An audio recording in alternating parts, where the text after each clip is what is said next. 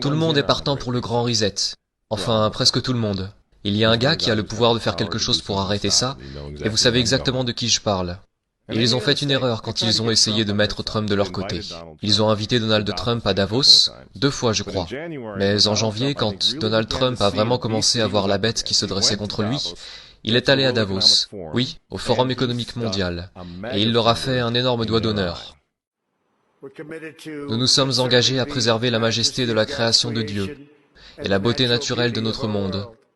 Mais pour embrasser les possibilités de demain, nous devons rejeter les éternels prophètes de malheur et leurs prédictions de l'Apocalypse. Ces alarmistes exigent toujours la même chose, le pouvoir absolu de dominer, transformer et contrôler chaque aspect de nos vies. Nous ne laisserons jamais les socialistes radicaux détruire notre économie et ruiner notre pays. 2 jours après que Donald Trump ait donné ce discours, un gauchiste de 89 ans, l'étrange milliardaire George Soros, a fait une intervention d'urgence, à Davos une fois de plus, avertissant que les élections américaines de 2020 détermineraient, je cite, le sort de notre monde. Maintenant, puisqu'on parle de Davos, jetez un coup d'œil une fois de plus. C'était 1 mois après que Donald Trump s'est adressé à Davos et leur a fait un doigt d'honneur. Voici ce que le pape François et l'économiste Jeffrey Sachs ont répondu. C'est un pays dangereux en ce moment. Il sera absolument dangereux si Trump est réélu.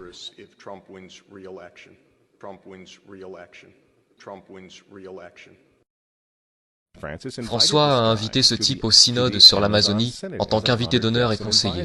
Il est aussi conseiller de Bernie Sanders. Qu'est-ce qu'il fait au Vatican? Pourquoi ce type qui est un promoteur pour le socialiste pur et dur Bernie Sanders, se retrouve en tant que conseiller pour le pape? Pourquoi a-t-il ces accès au Vatican?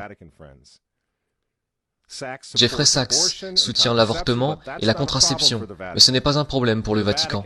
Pour le Vatican, pour le pape François et pour ses amis à l'ONU, c'est évidemment Donald Trump le problème. Je considère clairement l'administration Trump comme un danger pour le monde, mais tel que je le vois, comme un phénomène purement temporaire, qui disparaîtra en 2020.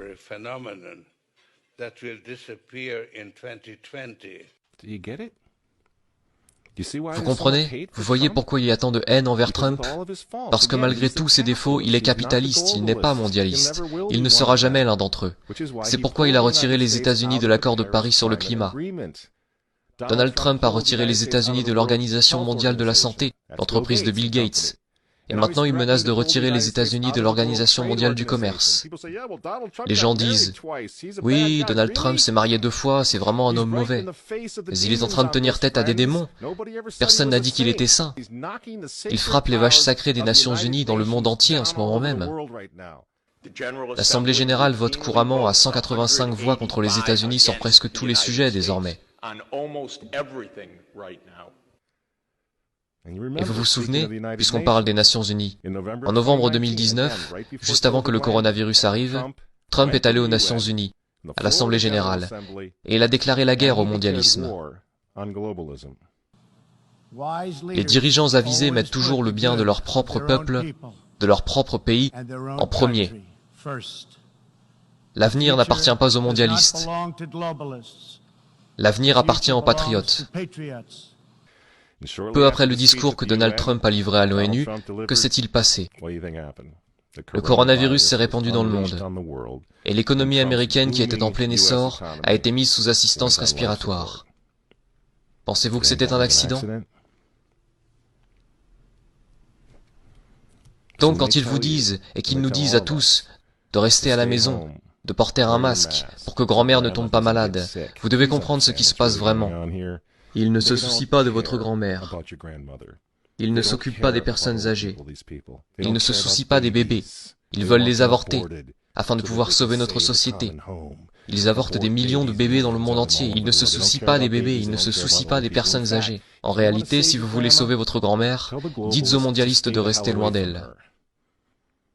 Vous vous souvenez comment certains d'entre eux, comme Cuomo ou d'autres du même genre, ont renvoyé des patients atteints du coronavirus dans les maisons de retraite? Voilà à quel point ils se soucient de votre grand-mère. Et le but du jeu est maintenant de mettre l'économie des États-Unis à genoux, la réduire à néant, pour que tout le monde réclame le grand reset. rendre cette nouvelle normalité si anormale que même vous et moi, vous savez, dans un avenir proche, nous supplierons pour avoir des vaccins, car on nous aura rendus fous à ce moment-là, à mendier pour tout ce qui nous gardera en sécurité, selon nos geôliers et gardiens, et nos gardiens de zoo, vous voyez. C'est ce qu'ils veulent, c'est pourquoi ils continuent à utiliser ce terme de nouvelle normalité. Vous voulez combattre ? Retournez au travail, retournez à l'école. Si vous êtes en bonne santé, retirez votre masque. Et pour l'amour de Dieu, retournez à l'église et priez pour que Trump l'emporte en novembre. C'est à ça que sert le grand reset. Le faux dossier russe, l'impeachment. Vous voyez ? Pendant 4 ans, ils ont essayé d'arrêter cet homme, car s'il renforce l'Amérique, s'il la rend à nouveau forte, s'il sauve l'économie une seconde fois, le grand reset n'aura pas lieu. Le nouvel ordre mondial va être rejeté, et qui sait quand ils auront une opportunité comme celle du coronavirus à nouveau. Et ils le savent. Alors je vous pose la question. Pourquoi détestent-ils cet homme? Ces gens, ces hommes, ils détestent Dieu, ils détestent les enfants, ils détestent la famille traditionnelle, ils vous détestent, et ils détestent Donald Trump, dont les opposants politiques d'ailleurs en ce moment sont en train de déboulonner des statues de saints, de frapper des policiers et de brûler des drapeaux. Vous dites que vous n'aimez pas Trump? Je suis désolé les amis, mais on s'en fiche, cela n'a plus vraiment d'importance. Vous pensez à la personnalité de Trump ou à ses tweets, mais regardez la situation dans son ensemble. Le choix est simple les amis. Levez-vous avec les Américains dès maintenant, ou tombez avec le nouvel ordre mondial dans un avenir pas si lointain. Il n'y a pas d'autre choix.